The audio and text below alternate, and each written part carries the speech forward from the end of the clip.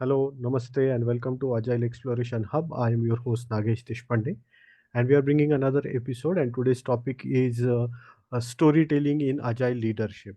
So we have another speaker. Let's welcome Abhishek Sathe.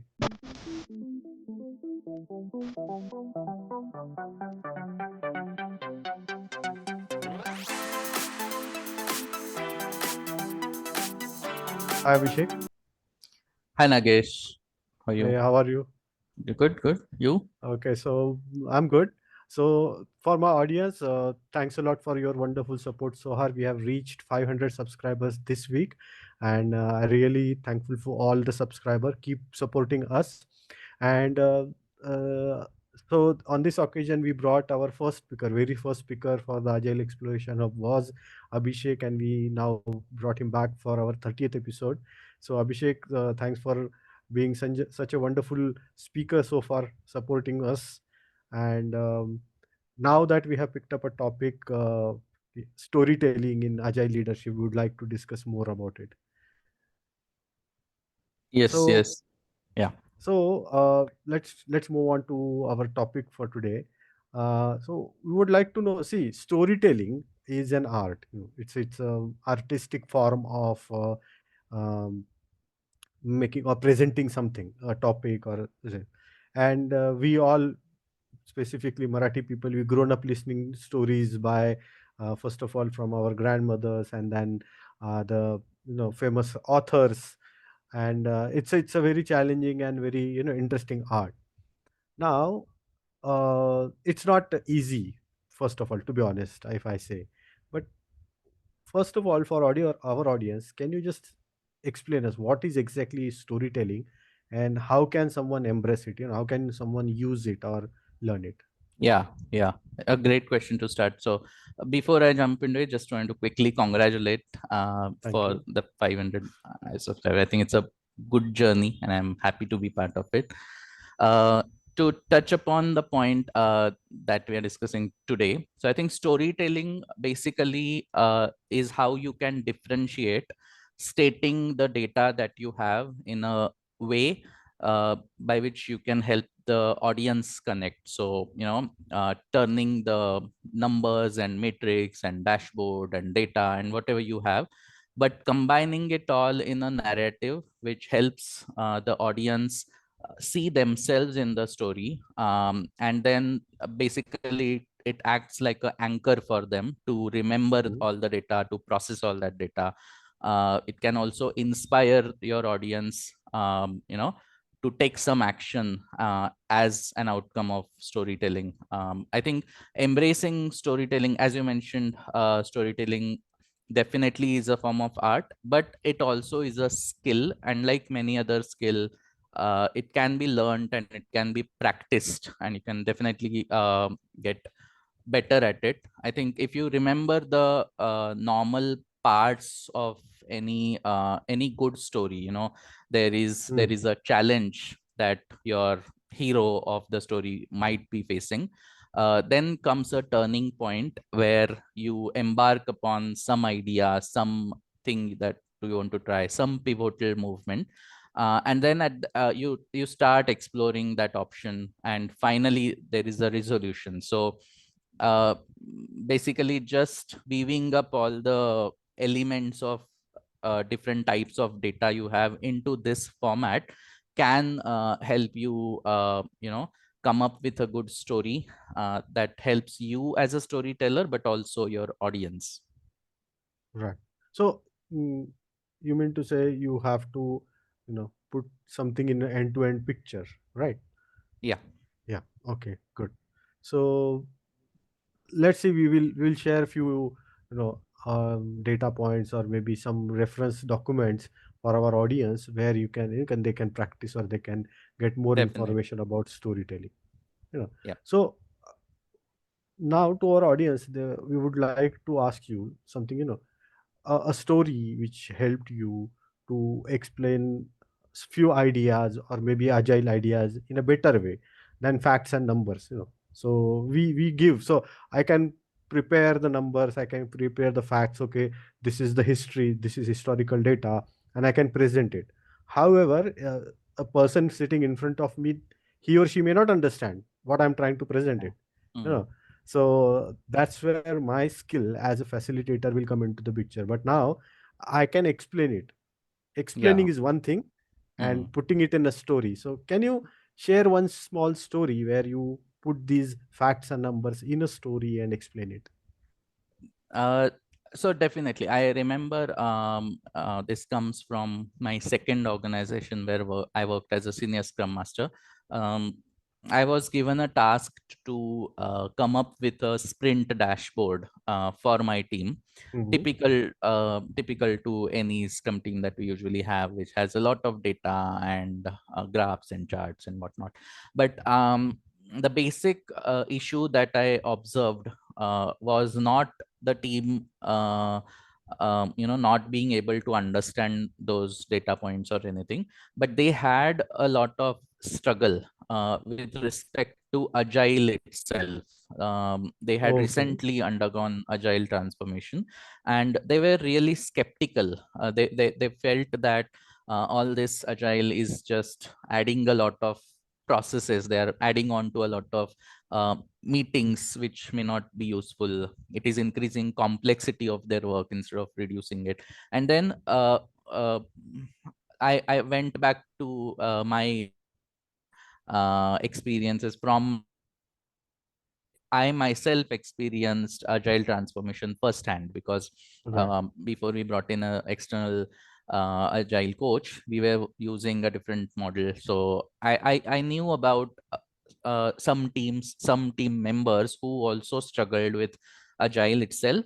And then basically telling that story gave the team members something to connect to. They were able to see that change is not only possible, it's part of the process that the team Mm. is going through. And I think that storytelling is something that really played a crucial role. And after that, they were really open to all the change, because agile itself is a change.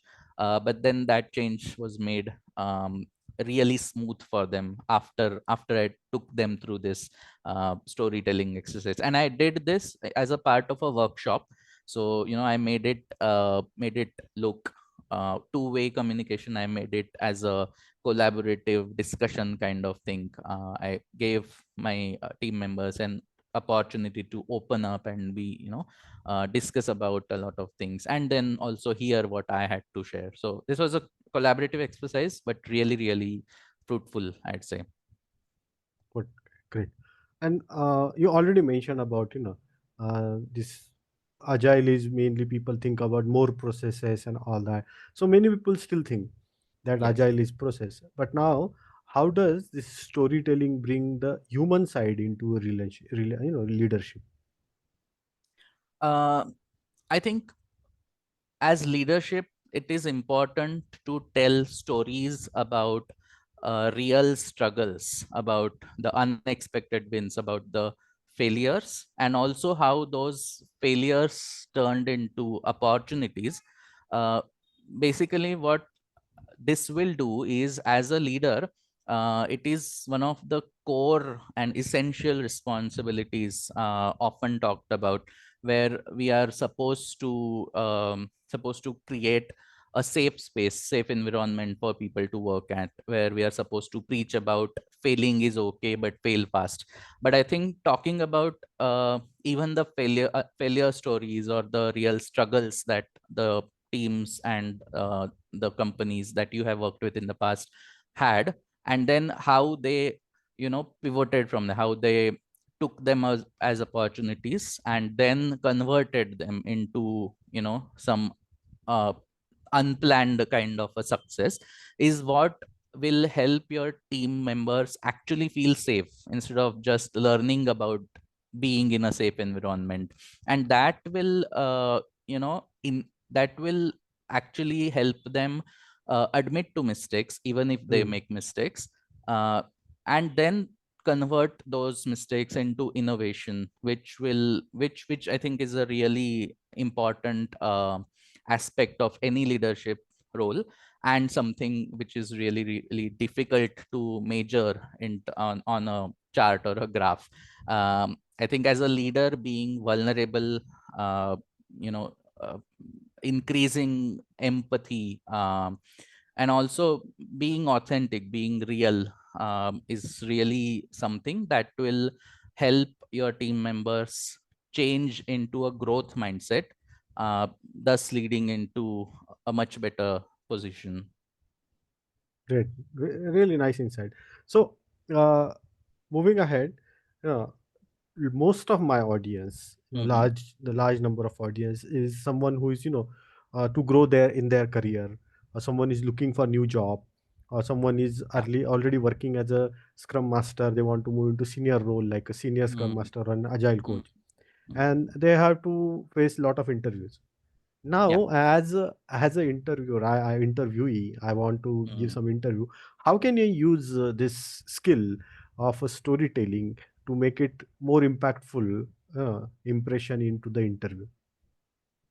I think as an interviewee, when I'm interviewing candidates, what I'm looking at is the knowledge about various things, be it agile values, be it principles, be it real-time scenario-based kind of insights that they have. But just stating those kind of answers as something, something that you learned in your certifications, or something that you probably know about ideal way of doing things, is one thing. But if you can answer same set of questions as an interviewee, by storytelling, you can actually make the interviewer feel that you are trying to relive your memories, you are trying to share your lived Experience, experiences from lived your experience. past companies or past teams. And I think it's pretty simple. Storytelling follows simple methods. Like, for example, there is a method called STAR method. STAR stands for situation, task, action, and result. So weaving into this format and then answering the questions will will not only give the interviewer insight about the knowledge that you possess, but also tell them about how you think, how you collaborate with team members, how do you solve problems. So storytelling can definitely come in very handy for people who are job seekers, or want to grow in their role. Absolutely. And you had a very valid point. People, those who normally give interviews, they go by a very, very methodical or theoretical way of Yeah. answering the things. You know, Yeah. Yeah. so uh, I always try to see. Yes, I need you. Your definition or your fundamental should be clear. I definitely want someone to give me the fundamental answers correctly. But Mm. on top of that, on above, where did you went? How did you explore it? How did you learn a different meaning of that concept? So focus. Like, let's say we'll discuss one small point like Scrum values, which Mm. mainly says focus. One of the values. Mm. Yeah. So why focus only? Okay, so if you put a story behind it, why focus is required. If focus is missing, what might be the challenges? What might the problem will be? So don't just answer uh, around theoretical way or very very bookish answer. Put it in a story. Put somewhere which makes lot of sense, as well as the interviewer will stay remained or stay interested with the discussion with you instead of interviewing you. So I that's absolutely yeah, agree. Like, I have yeah. seen so many people who are really good at, mugging up answers. Yes. You can just watch a lot of interview question answers Yeah, on yes, YouTube, yes. or, Mm. use Chat GPT to gain knowledge. But then, if you're interviewing for something, and if you're able to share as if you come with a plethora of experience, that really makes the impact. I think that's what the interviewers are also looking for, instead Looking of for. just answers. Yeah. Yes, well said. Yeah, this is something, we can make another episode on. It's a Absolutely. long topic. So Yeah. now, moving ahead on a different topic again. uh, Hmm. yeah, as a change agent, Mm. how can we use storytelling to influence stakeholders who are not so sure, little bit skeptical about agile transformation? I think as a change agent, the first thing you need to have is empathy towards the stakeholders, because the stakeholders definitely have concerns. So Mm, understanding and acknowledging those concerns is a first step. But then particularly these stakeholders are interested in business values uh, instead of your past dashboards and metrics and reports that may not really mean anything to them, unless you are able to tell them that agile is a journey. And uh, as I mentioned in the beginning, if you are able to somehow make your stakeholders connect to the story, make them be part of the story, maybe then be them part of this journey that they want to uh, go on or not, uh, is that could be a debate in their mind. So if you can make them see that okay, this all is possible with your mm, buy-in, and this has happened in the past, it's not something that you are just churning up out of nowhere. I think that is where change agents can take use of storytelling as an art to influence these stakeholders, as you mentioned, who might be a little bit skeptical or unsure, or mm, they may not have that vision that you have seen, because you have either yourself went on this transformation journey yourself, or uh, you know took the companies through this journey before. So just let them enjoy the ride, make them part of the journey. That's the important thing. so let me add something to what you so Yeah.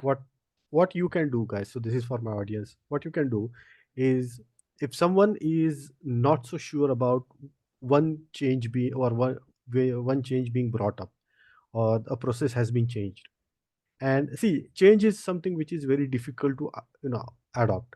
True. People are resistant to change. So the thing is, they are used to it.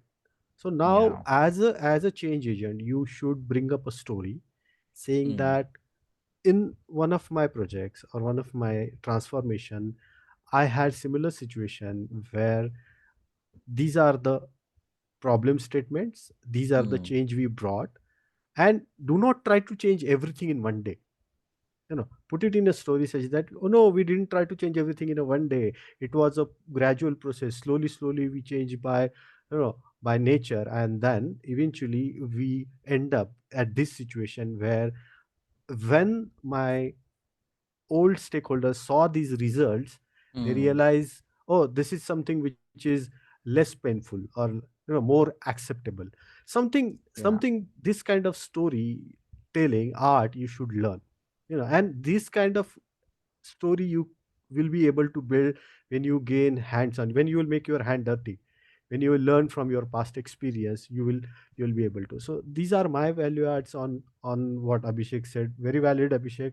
that's I that's think how you it is. said it better than me, Nagesh. I think one point that I missed adding was stakeholders often look at transformations as losing control. And I Right. think through storytelling, you can make them realize it's better control through adaptation and transparency. So I think that's where a change agent can really, really take the stakeholder with them. Yeah, and another smart thing that you can do is put the powers in that stakeholder's hand. Don't put keep powers to you. Yeah. Okay, if you give the powers to that stakeholder, even with the change, he will be happily accepting those change. Yes. So because Yes. what Abhishek said, if they lose the powers, they Mm. will they will definitely will do the they will not they will be not happy with the Yes. transformation. Yes. So that's a good way of putting it. Now, how can so let's move on to others thing we discussed about. So far we discussed about how an interviewer can do it, or how can we deal with stakeholders. uh, but how can you smartly, or how can you skillfully navigate failures? Storytelling somewhere you failed, and then Hmm. uh, let me rephrase. I'll go back one step. So Mm-hmm. somewhere you have to put it, storytelling in a such a way that you failed in Hmm. past, but it was an experiment, and that's what we're learning. So promote Hmm. a culture of like experimenting, or Hmm. psychological safe environment. How can we do it? I think in your question itself, you mentioned psychological Yeah. safety. The need for that comes because most often than not, failure is looked down. Failure is Hmm. looked as something undesirable. I Undesirable. think as someone who is practicing storytelling in a leadership role or a change agent role, normalizing failure is the definite first step you should take. And through your past stories, you can easily achieve that. You can easily let people be less afraid of failing. I think by highlighting the growth that can be achieved through trying repeatedly. So I think iterative development lets you do that in a quick way, in a way by which, even if you fail at a small iteration, you can always jump back to where you started, or just change the way you're doing things quickly without losing too much on time or resources or money. So I think uh, underlining the importance of iterations, the growth that you can achieve, and also you know success is not always at the end. There are micro learnings throughout any journey.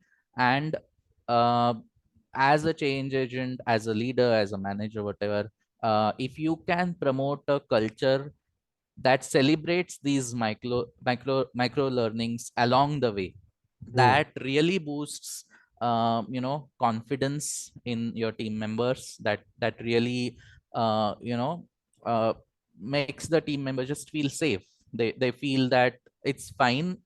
uh, Even a small failure right now can in the long term turn out to be a success. You can Right. pivot, you can always try something else, or you there might be learnings. So every experiment may not lead to success. Some of the experiments give you just learnings which you Learning. can use for future experiments. So that Hmm. is the growth mindset that I spoke about previously, is how you can inculcate through storytelling. And that's the way to basically Hmm. boost the experimentative kind of culture in any team or any company that you're working with. Yeah. So not just your success, but your failures also is a learning opportunity. just Absolutely. just don't make it like एक तो win है या फिर learn है, ऐसा नहीं करना Yeah. है. 100%. Yeah. So cricket fans may relate what I'm which I mean Yeah. be. So yeah, no, but definitely, when you fail at it, wear it as a badge. Yeah. Wear it True. as a badge that I failed doing this, and this is my learning. Hmm. And make sure that the the generation next, then your team member, your peers, you tell them, you don't make this mistake, I have made this mistake. Hmm. And so True. put it in a story, tell them that these are the things that you should be. um, there's a I this Edison, you know, Hmm. Hmm. when he discovered the bulb, you know, Hmm. so he said that when the thousand attempt was Yeah. successful, he said, I Absolutely. know how you cannot make bulb in 999 ways. Yes. So Yes. that's how you should pivot your failure into a success. Y- That these are not the correct ways of doing something. This is one of the correct way. Again, don't make it like that's the golden rule, or that's the golden, True. Yeah. silver bullet. That's the one of the way that we want. It may happen that the failure number 55 may work for someone. It may True. happen. True. Yeah. And Yeah. in the example that you mentioned, all the 999 failed attempts were also documented as Right. learnings, which then As could learning. be referred to as ways not to Not invent a bulb. So even not to these make it failures, as you mentioned, yeah, definitely wear them as a badge. perfect. Right. Now, uh, now coming to our business as usual. As a scrum master, you do retrospectives, and Hmm. and there is a pretty standard method of doing it, and Hmm. sometimes it's boring as well. But how can Yes. you make use of storytelling to make it more impactful, meaningful, or actionable retrospective? So one of the things that I tried from my previous company was how it used to happen was we used to have retrospective immediately after the sprint review or sprint demo call. Hmm. uh, what I did was I connected with the stakeholders, the product people, the business people, the client partners who used to take care of sharing feedback after a demo or a review meeting. And I introduced a concept of storytelling based feedback. So you can just share something. This happened, this much percent increase happened, this rate went down, something. Or Hmm. you can tell this in a format that 3 months before, so and so customer had this issue. Last 3 months, this team, your team worked on this feature. Now the feature went live, let's say 2 weeks back. We have been monitoring the user for last 2 weeks back, and now look at the graphs. Now look at the numbers. So this kind of feedback based, storytelling based feedback actually helps your team members also understand the impact of work that they are doing. And then it also gives them a chance at the beginning of retrospective meeting to reflect on all the things that happened during this feature development. There might be small negligible items that they may not recall if they would have just seen the outcomes or a feedback. But now that they have been taken through a storytelling based feedback, they are able to recall even the smallest of the things in a much better, much detailed way. And I think these small things act as inputs to the retrospective meetings. At the same time, you as a scrum master or a leader, you can definitely start the retrospective by just setting the tone of the retrospective with a story. Because even if a scrum master may not be directly contributing, like by writing a code or testing a feature or anything, a scrum master keenly observes sprint from day one to the last day of the sprint. So just the facts that your sprint reports cannot tell, you can tell better as an observer, as someone who just watches everything. And that also gives them a good opportunity to, as you said, not let the retrospectives become boring, but much more insightful and interactive. And I think the point that I mentioned in my last question, celebrating small wins, is something you can do in retrospectives. Not just you can, you should be doing, because in some people's mind it may be that retrospectives are just to find out what went wrong, how to fix the problems, find the faults. But it's also equally important to celebrate these small wins, and retrospective is a uh, great Pla- Place to do that. Yeah. place to do that. Yeah. Well said. Right. Right. See, another way of doing it is like if you are celebrating individual success. Hmm. Let's take an example. Some Hmm. individual go out of the way doing something extra. You put it in a story. What was the problem?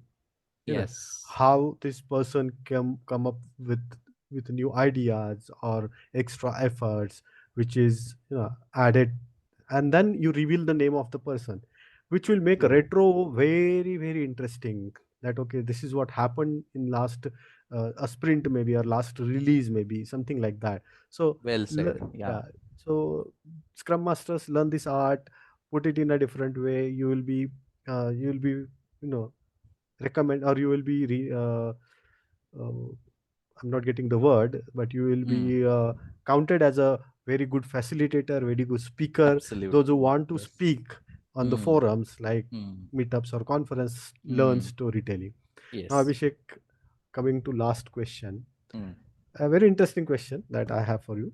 If an agile is a journey, uh, mm. then what is the story you hope your team will tell at the end of this journey?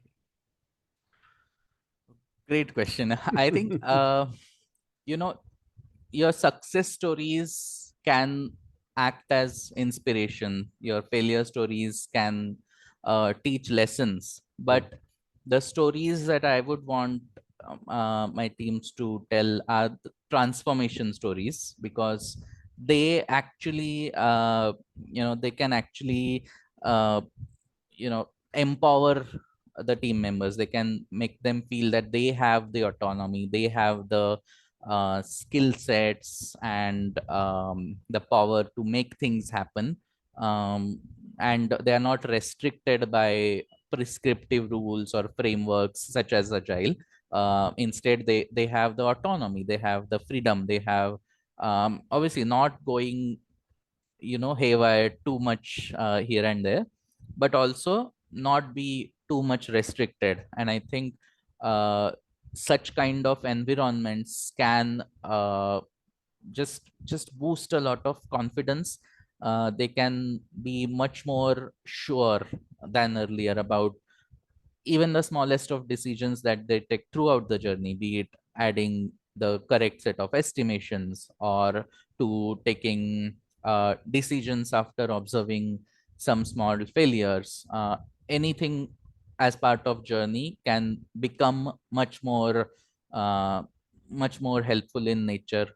So these transformation journeys is what I would want them to tell. Amazing. Well said.